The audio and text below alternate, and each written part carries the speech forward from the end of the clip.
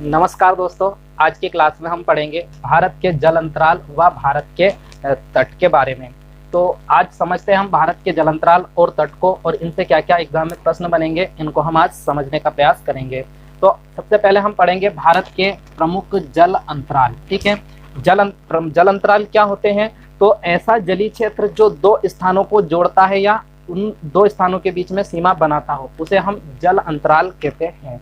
तो आपको ये जो जल अंतराल है, ये इधर अरब सागर और बंगाल की खाड़ी में देखने को मिलेंगे। तो कौन कौन से जल अंतराल है और किन किन क्षेत्रों को ये अलग करते हैं, तो देखते हैं। भारत के यहाँ पर दक्षिणी हिस्से में, यहाँ पर भारत का एक पड़ोसी देश है, जिस पड़ोसी देश को हम बोलते हैं श्रीलंका। तो यह है यहाँ पर स्थित, इसे हम कहते हैं श्रीलंका। फिर आगे आप देखोगे तो भारत का इधर एक और पड़ोसी देश है मालदीव, ये यहाँ पर स्थित है मालदीव। फिर यहाँ पर आप देखोगे इधर आता है एक हमारा द्वीप लक्षद्वीप का एक द्वीप आता है। यहाँ पर लक्षद्वीप समूह का एक द्वीप आता है जिसको हम कहते हैं मिनिकॉय। ये स्थित है यहाँ पर मिनिकॉय, ये है मिनिकॉय। आगे आप देखोगे तो इधर अंडमान निकोबार द्वीप समूह आता है, यहाँ पर अंडमान निकोबार द्वीप समूह। तो यहाँ पर आता है आपका ये अंडमान, उत्तरी अंडमान, और इधर पड़ता है आपका दक्षिणी अंडमान। फिर दक्षिणी अंडमान के बाद यहाँ पर एक ये है उत्तरी अंडमान, यहाँ पर आपको मिलेगा दक्षिणी अंडमान, और एक अंडमान का एक और द्वीप है जिसको हम बोलते हैं लिटिल अंडमान। फिर यहाँ से लग जाता है कुछ इस प्रकार से ये निकोबार में कार निकोबार, सबसे लास्ट में निकोबार का एक द्वीप पड़ता है जिसको हम बोलते हैं ग्रेट निकोबार। तो ये है पूरा फैला हुआ अंडमान निकोबार द्वीप समूह। फिर यहाँ पर एक हमारा पड़ोसी देश है इंडोनेशिया, जहाँ पर एक हमारा पड़ोसी देश पड़ता है इंडोनेशिया, और हमारे पड़ोस में इंडोनेशिया का एक द्वीप आता है, इस द्वीप को हम कहते हैं सुमात्रा द्वीप। ये है इंडोनेशिया का सुमात्रा द्वीप। फिर इधर हमारे पड़ोस में एक देश आता है म्यांमार, यह है म्यांमार, और म्यांमार का यहाँ पर हमारे पड़ोस में एक द्वीप हमें मिलेगा, इस द्वीप को हम कहते हैं कोको द्वीप। फिर आप देखोगे ये अंडमान है, अंडमान का इधर एक हमें द्वीप मिलेगा, इस द्वीप को हम बोलते हैं लैंडफॉल द्वीप। ये है लैंडफॉल द्वीप।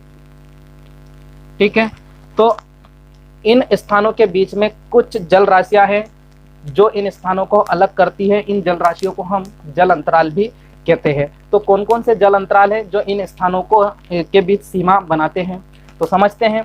तो आप देखोगे सबसे पहले ये मालदीव और ये मिनिकॉय। मालदीव और मिनिकॉय के बीच से यहाँ से एक अक्षांशीय रेखा गुजरती है। हमने अक्षांशीय रेखा क्या होती है सबसे पहले क्लास में हमने यही समझा था। तो ये जो अक्षांशीय रेखा है ये गुजरती है मिनिकॉय और मालदीव के बीच से। यह है अक्षांशीय रेखा 8 डिग्री उत्तरी अक्षांश।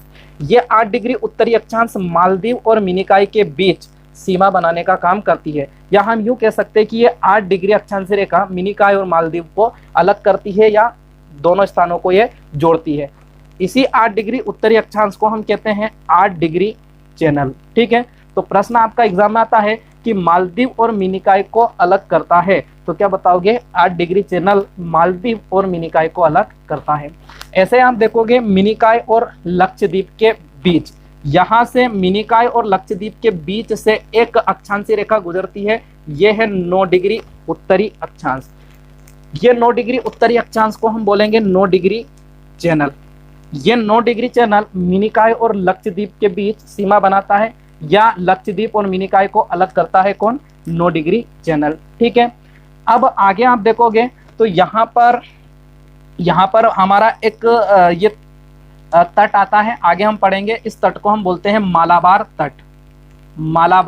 तट। ठीक है, ये जो मालाबार तट है ये तमिलनाडु के कन्याकुमारी से कर्नाटक के मंगलुरु तक विस्तृत है। तो मालाबार तट और लक्षद्वीप के बीच यहाँ का जो जल क्षेत्र है, ये वाला जो जल क्षेत्र है इसको हम बोलते हैं लक्षद्वीप सागर। प्रश्न आता है कि लक्षद्वीप सागर किन दो स्थानों के बीच स्थित है? तो लक्षद्वीप और मालाबार तट के बीच के जल राशि को हम कहते हैं लक्षद्वीप सागर। ठीक है, फिर आगे आप देखोगे तो यहाँ पर ये हमारा तमिलनाडु, तमिलनाडु में यहाँ पर स्थित है रामेश्वरम।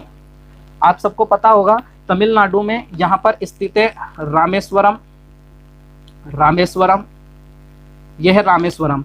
रामेश्वरम धनुषकोटी, धनुषकोटी से लेकर यहाँ तक एक ब्रिज, हाँ, जैसे रामायण में इसका उल्लेख है जिसको हम कहते हैं राम सेतु। ठीक है, तो तमिलनाडु और श्रीलंका के बीच में यहाँ पर स्थित है राम सेतु, राम सेतु। ये राम सेतु कहाँ स्थित है तो क्या बताओगे? तमिलनाडु और श्रीलंका के मध्य में ये स्थित है। इसी राम सेतु को रामेश्वर सेतु भी कहते हैं, रामेश्वर सेतु भी हम इसको कहते हैं, रामेश्वर सेतु, या इसी को कहा जाता है आदम ब्रिज। इसी को क्या कहा जाता है? Adam bridge. Adam bridge, Ram Setu या रामेश्वर सेतु के नाम से ये जाना जाता है, जो तमिलनाडु और श्रीलंका के मध्य में स्थित है। ठीक है, तो आगे आप देखोगे ये जो तमिलनाडु है और श्रीलंका, तमिलनाडु और श्रीलंका के बीच का ये जल क्षेत्र है। इसी जल क्षेत्र को, ये जो जल राशि है, इसी को कहा जाता है पाक जल संधि, पाक जल संधि। ठीक है, याद रखना ये पाक जल संधि भारत और श्रीलंका के मध्य स्थित है। इसी पाक जल संधि को हम कहते हैं पाक जल डमरू मध्य, पाक जल डमरू मध्य।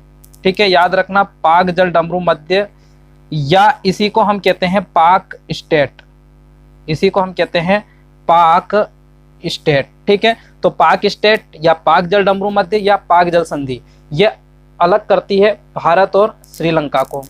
तो ये पाक जल संधि हमने देखा भारत श्रीलंका के मध्य स्थित है। गलती हम एग्जाम में ये करते हैं, एग्जाम में प्रश्न आता है कि पाक जल संधि किन दो देशों को अलग करती है, तो हम गलती ये करते हैं एग्जाम में हम आंसर लगा देते हैं भारत और पाकिस्तान। तो याद रखना भारत और पाकिस्तान को पाक जल संधि अलग नहीं करती है, पाक जल संधि स्थित है भारत और श्रीलंका के मध्य। ठीक है, तो पाक से हमें पाकिस्तान एग्जाम में नहीं लगाना है। ठीक, पाक जल संधि इसका नाम इसलिए पड़ा है, आप देखोगे यहाँ पर ये जो मद्रास, ये है मद्रास, मद्रास यहाँ पर पहले अंग्रेजों के शासनकाल में मद्रास प्रांत हुआ करता था। तो इस मद्रास प्रेसिडेंसी के गवर्नर थे रॉबर्ट पाक, रॉबर्ट पाक। ये रॉबर्ट पाक मद्रास प्रेसिडेंसी के गवर्नर थे 1755 से 63 तक। ठीक है, तो इन्हीं रॉबर्ट पाक के नाम पर इस जल संधि का नाम पड़ा पाक जल संधि। ठीक है, तो ये जो पाक जो है, ये पाक जो नाम पड़ा है, ये मद्रास प्रेसिडेंसी के गवर्नर रॉबर्ट पाक के नाम पर पड़ा है। ठीक है, तो आगे हम देखेंगे इसमें, और तो ये वाला जो हिस्सा है, ये वाला जो हिस्सा है इसको हम बोलते हैं अंडमान, ये अंडमान द्वीप समूह है। और इसके नीचे यहाँ पर है निकोबार द्वीप समूह, निकोबार द्वीप समूह। तो अंडमान और निकोबार द्वीप समूह के बीच यहाँ से एक अक्षांशीय रेखा गुजरती है, और ये अक्षांशीय रेखा है 10 डिग्री, और इसे हम कहते हैं 10 डिग्री चैनल। तो ये 10 डिग्री चैनल अलग करता है अंडमान और निकोबार को। ठीक है, तो याद रखना अंडमान और निकोबार को अलग करने वाला जल अंतराल है, तो क्या बताओगे? 10 डिग्री चैनल। ऐसे ही आप देखोगे तो ये जो निकोबार, निकोबार का ये एक लास्ट यहाँ पर आपको द्वीप मिलेगा जिसको हम कहते हैं ग्रेट निकोबार, ये है ग्रेट निकोबार। और इस ग्रेट निकोबार और सुमात्रा द्वीप के मध्य, यहाँ पर ये ग्रेट निकोबार और ये सुमात्रा द्वीप के मध्य यहाँ पर जो ये जल अंतराल है, ये जो जल राशि है, ये जल अंतराल जो ग्रेट निकोबार और सुमात्रा द्वीप को अलग करता है, इसे हम कहते हैं ग्रांड चैनल, ग्रांड चैनल। तो याद रखना ये ग्रांड चैनल ग्रेट निकोबार और सुमात्रा द्वीप को अलग करता है। ठीक है, आगे आप देखोगे तो यहाँ पर ये अंडमान द्वीप समूह का एक द्वीप आता है, ये वाला जो द्वीप है इसको हम कहते हैं दक्षिण अंडमान, ये वाला जो द्वीप है इसको कहते हैं दक्षिण अंडमान। और ये वाला जो द्वीप है, ये वाला द्वीप है, इसको हम बोलेंगे लघु अंडमान, इसका नाम है लघु अंडमान, लघु अंडमान। दक्षिण अंडमान के नीचे यहाँ पर स्थित है लघु अंडमान। तो दक्षिण अंडमान और लघु अंडमान, लघु अंडमान को लिटिल अंडमान भी कहते हैं।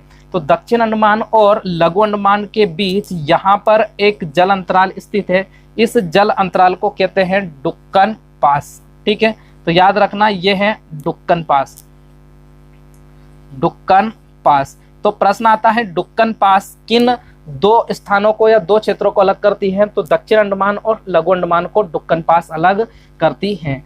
आगे हम देखेंगे, ये तो थे डुक्कन पास।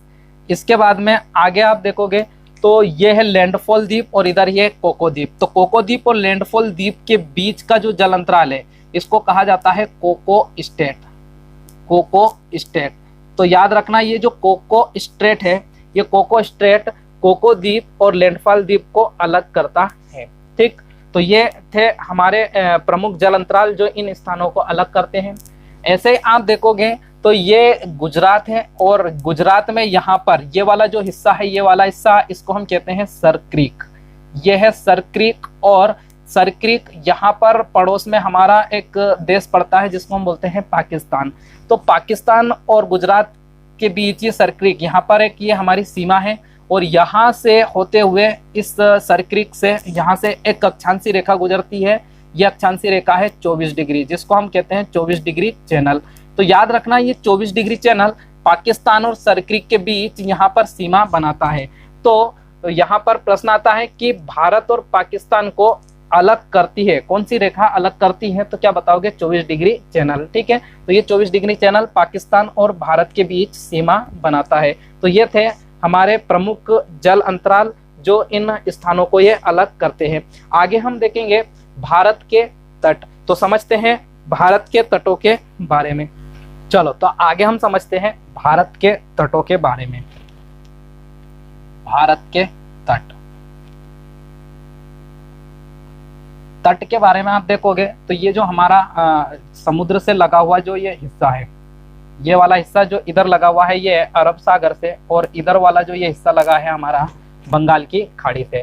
तो ये वाला जो तटवर्ती इलाका है इनको हम बोलते हैं ये तट। तो तट आप देखोगे तो तट भारत के दो है। इधर वाला जो तट है, ये वाला जो तट, इसको हम कहते हैं पश्चिमी तट, और इधर वाला जो तट है ये वाला हिस्सा, इसको हम कहते हैं क्या?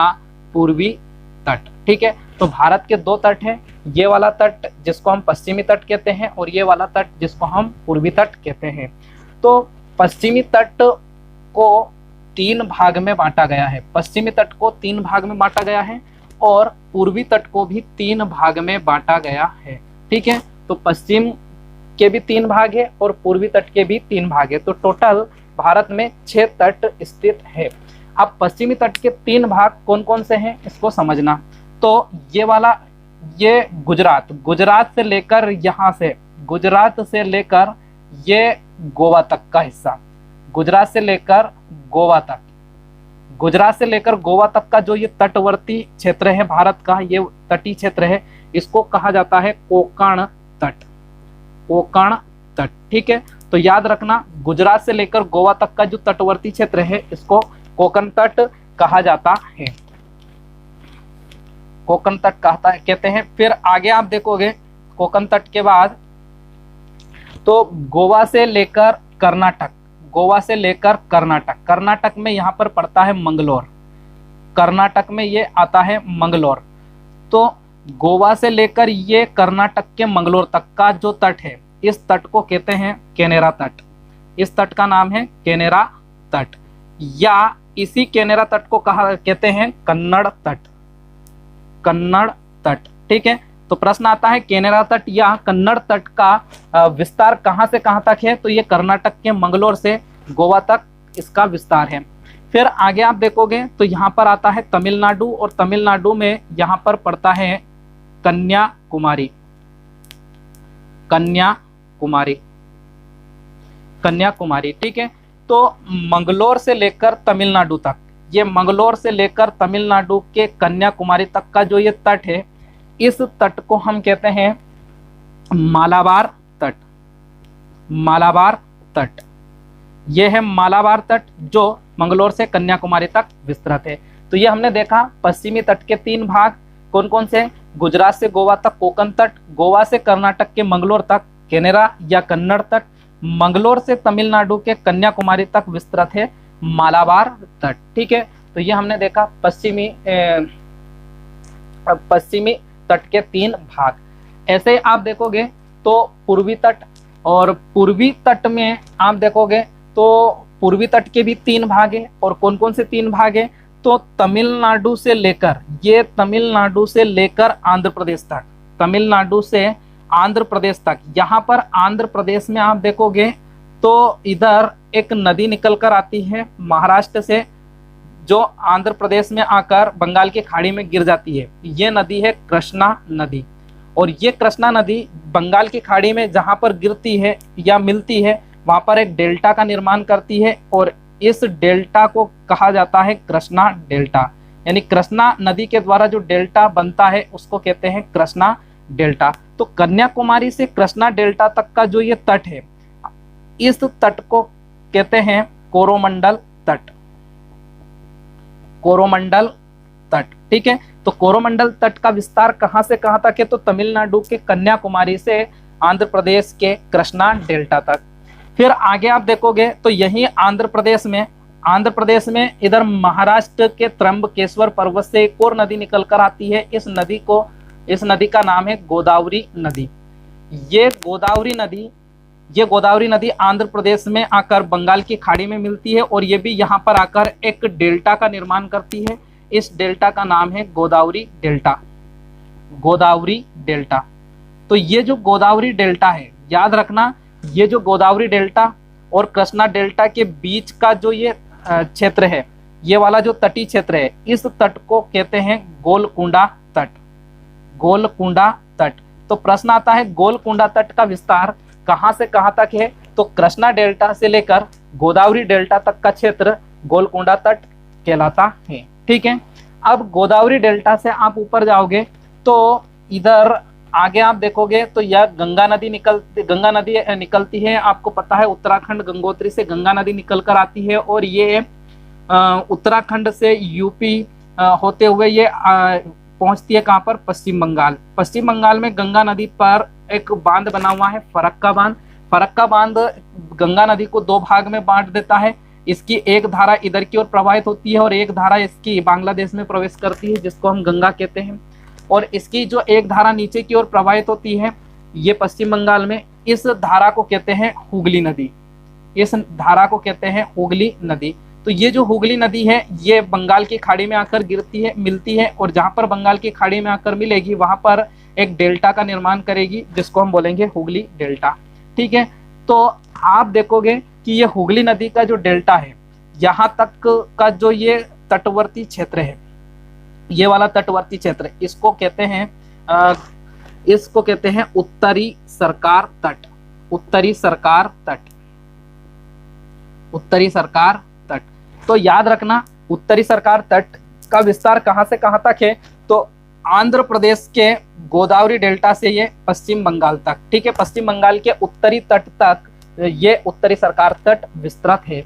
यहाँ पर एक बात और याद रखना कि आंध्र प्रदेश से आप देखोगे तो आंध्र प्रदेश की जो सीमा है, आंध्र प्रदेश की सीमा के बाद में इधर लग जाता है एक राज्य उड़ीसा। तो आंध्र प्रदेश से लेकर ये आंध्र प्रदेश की जहां सीमा समाप्त होती है और जहां से उड़ीसा प्रारंभ होता है, ठीक है, तो यहां तक का जो तट है, इस तट को कहते हैं उत्तरी सरकार तट। उत्तरी सरकार तट, ठीक है। ये तट एक ही है, लेकिन आंध्र प्रदेश की अंतिम सीमा तक, उड़ीसा की सीमा तक वाला जो क्षेत्र है, ये उत्तरी सरकार तट के नाम से जाना जाता है। और इसी तट को उड़ीसा में यहाँ पर कहा जाता है उत्कल तट।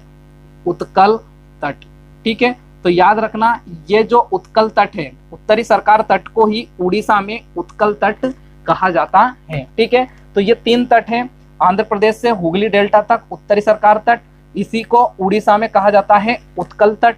फिर गोदावरी डेल्टा से कृष्णा डेल्टा तक गोलकुंडा तट, कृष्णा डेल्टा से कन्याकुमारी तक विस्तृत है कोरोमंडल तट। तो ये हमने देखा तटों के बारे में। पश्चिमी तट को भी 3 भाग में बांटा है और पूर्वी तट को भी 3 भाग में बांटा गया है। अब इसमें आपको एक बात और याद रखना कि ये जो वाला पश्चिमी तट है, ये पश्चिमी तट इस पूर्वी तट की तुलना में ऊंचा है। ये वाला पश्चिमी तट ऊंचा है और ये वाला जो तट है, ये कैसा है? नीचा है, ठीक है। तो याद रखना, पश्चिमी तट कैसा है? ये ऊंचा है, जबकि ये पूर्वी तट आप देखोगे तो ये कैसा है? नीचा है, ठीक है। इसके बाद में अगली एक बात और इसमें देखना कि जो ये पश्चिमी तट है, ये पश्चिमी तट सकरा है। ये पश्चिमी तट कैसा है? सकरा। ठीक है, पश्चिमी तट सकरा है, ये सकरा है। जबकि ये पूर्वी तट कैसा है? चौड़ा है। ठीक है, पूर्वी तट एक तो नीचा है और दूसरी बात याद रखना ये कैसा है? चौड़ा है। ठीक है, फिर आगे इसमें देखोगे कि ये जो पश्चिमी तट है, ये पश्चिमी तट की जो ढलान है वो तीव्र है। मतलब जो इसकी ढलान है, जो ये वाला जो हिस्सा है, ये पश्चिमी तट है, तो यहाँ पर इधर ढलान आप देखोगे तो इसकी कैसी है? एकदम तीव्र है। ठीक है, तीव्र ढलान है। जबकि ये पूर्वी तट की जो ढलान है, ये ढलान कैसी है? मंद है। मतलब आप देखोगे तो ये ऊंचा है, ऊंचा होने के कारण आप नीचे उतरोगे तो इसकी ढलान कैसी होगी? एकदम तीव्र। जबकि ये वाला जो तट है, इसकी ढलान कैसी है? मंद है। ठीक है, तो याद रखना इसमें ये कैसा है? इसकी ढलान कैसी है? तीव्र ढलान है, तीव्र ढलान है। ठीक है, और इसकी जो ढलान है वो कैसी है? मंद है। इसकी ढलान मंद है, मंद ढलान। ठीक है, तो ये तीन बात इसमें याद रखना। ये ऊंचा है, ये नीचा है, ये सकरा है, ये सकरा है और ये चौड़ा है। इसकी ढलान तीव्र है और इसकी ढलान कैसी है? मंद है। आपने देखा होगा कि इस उत्तरी तट से, ये इसी उत्तरी तट को हम कहते हैं, उत्तरी तट में स्थित है यहाँ पर पश्चिमी घाट, और ये पश्चिमी घाट से अधिकांश नदियां निकलती है और पूर्व की ओर बहती है और बंगाल की खाड़ी में जाकर गिरती है। तो यहाँ से जब नदियां निकलेगी तो आप देखोगे कि ये पश्चिमी घाट से, यहाँ से नदियां निकलकर इधर पूर्व की ओर बहेंगी, तो ये नदियां जब बहती है तो इनका प्रवाह कम होता है। मतलब ये धीमी गति से बहती है और समुद्र के किनारे जब बंगाल की खाड़ी में मिलती है तो यहाँ पर इनका प्रवाह और मंद हो जाता है, बिल्कुल धीमा हो जाता है। और धीमा होने के कारण ये नदियां क्या करती है? ऐसी लगती है यहाँ पर कि इसका जल एक जगह स्थिर है, क्योंकि इसका जो ढलान है वो कैसा है? मंद है। जबकि यहाँ से ये नदियां इधर पश्चिम की ओर बहती है, इसी घाट से कुछ नदियां हैं जो पश्चिम की ओर बहती है। तो जब पश्चिम की ओर बहती है यहाँ से निकलकर, तो ये नदियां तेजी से बहती है, यानी कि इनकी धारा का प्रवाह इतना होता है कि इसके प्रवाह में नाव भी नहीं चला सकते हैं। तो इतनी तेज गति से ये बहकर जाती है और इधर अरब सागर में गिरती है। उसका कारण क्या है? क्योंकि ये जो इसका जो ढलान है वो कैसा है? तीव्र है। ठीक है, फिर जो पश्चिमी घाट से जो नदियां निकलती है और जो पूर्व की ओर बहती है, तो जब पश्चिमी घाट से निकलकर पूर्व की ओर बहते हुए इधर बंगाल की खाड़ी में गिरती है ये नदियां, तो ये सारी की सारी नदियां डेल्टा का निर्माण करती है। जबकि पश्चिमी घाट से निकलकर इधर अरब सागर में जब नदी गिरती है तो ये डेल्टा ना बनाते हुए ये एस्चुरी का निर्माण करती है। तो डेल्टा नदी कैसे बनाती है, क्या होता है डेल्टा, और एस्चुरी क्या होता है, तो इसकी जानकारी आगे हम पढ़ेंगे अगली क्लास, आगे की क्लास में जब हम नदियों का टॉपिक पढ़ेंगे। डेल्टा क्या होता है, एस्चुरी क्या होता है, वहां पर हम इसको समझेंगे। ठीक है, फिर इसमें एक बात और याद रखना कि जो ये ये जो पूर्वी तट है, पूर्वी तट और पश्चिमी तट में समुद्र के किनारे यहाँ पर झीलें पाई जाती है, और इन किनारे वाले क्षेत्र में अधिकांश जो झीलें हैं वो लेंगुन झील होती है। कैसी होती है? लेंगुन झील यहाँ पर पाई जाती है। अब ये लेंगुन झील क्या होती है? तो लेंगुन झील आप समझना, लेंगुन झील क्या होती है, तो इसको आप कुछ इस प्रकार से समझो। जो ये हमारा ये तटवर्ती इलाका है, मान लो कि ये वाला जो हिस्सा है ये हमारा ये पूर्वी वाला ये वाला हिस्सा है। ठीक है, ये पूर्वी वाला हिस्सा है, और इधर ये लगा हुआ है क्या? बंगाल की खाड़ी। ये है बंगाल की खाड़ी। ठीक है, ये वाला हिस्सा पूर्वी हिस्सा, ये बंगाल की खाड़ी। तो आप देखोगे तो जब समुद्र में आपने देखा होगा कि समुद्र से लहरें आती है, और ये लहरें कहाँ पर आती है? इधर हमारे स्थल की ओर आती है। तो ये लहरें तेजी से आती है और वापस ये नीचे की ओर चले जाती है। ठीक है, तो ये अप डाउन होती रहती है। तो ये क्रिया हमेशा चलती रहती है, लगातार चलती रहती है। तो कभी कभी क्या होता है कि जब ये लहरों का प्रवाह तेज होता है, तो तेज होता है तो ये लहरों का पानी क्या होता है? हमारे स्थल खंड में प्रवेश कर जाता है। अब लहरों के साथ ये पानी स्थल खंड में प्रवेश कर जाता है। अब ये लहरों का प्रवाह तेज होने के कारण ये लहरें समुद्र के अवसाद को भी अपने साथ बहाकर लाती है और स्थल खंड में लाकर ये जमा कर देती है। तो ये क्रिया हजारों वर्ष तक ऐसे चलती है। ये लहरें आती है, पानी लाती है, काफी मात्रा में, और साथ में ये अवसाद को भी अपने साथ लेकर आती है। तो होता क्या है कि ये क्रिया जब ऐसी चलती रहती है, तो जब ये लहरें तेजी से आती है तो इसका जब जल इधर स्थल खंड में प्रवेश कर जाता है, तो इधर स्थल खंड में प्रवेश करने के बाद इधर इसकी जो लहर है, इसके साथ जो अवसाद बहकर आया, ये अवसाद क्या होता है, यहाँ पर किनारे पर आकर इकट्ठा हो जाता है। तो ये अवसाद जब किनारे पर इकट्ठा हो जाता है, और ये अवसाद क्या करता है, फिर अंदर जो भूखंड स्थल खंड में जो पानी प्रवेश कर गया है, इसके मार्ग में ये रुकावट डालता है। यानी ये अवसाद इधर जो पानी प्रवेश कर गया, इसको ये वापस समुद्र में नहीं जाने देता है, इधर ही स्थल खंड में रोक लेता है। तो इधर क्या होता है, इधर ही ये पानी समुद्र का रुक जाता है और एक झील का ये निर्माण कर लेता है। ये पानी इधर एक झील का निर्माण कर लेता है। तो इस प्रकार जो झील निर्मित होती है, इस झील को हम कहते हैं क्या, लेंगुन झील। तो लेंगुन झील क्या होती है, तो ऐसा समुद्री भूभाग जो तीन ओर से किससे घिरा हो, स्थल खंड से घिरा हो। ठीक है, तो इसे हम कहते हैं क्या, लेंगुन झील। ठीक है, तो ये हमने देखा लेंगुन झील और कैसे बनती है, तो ये भी हमने समझा। तो आप देखोगे यहाँ पर उड़ीसा में यहाँ पर एक झील है, चिल्का झील।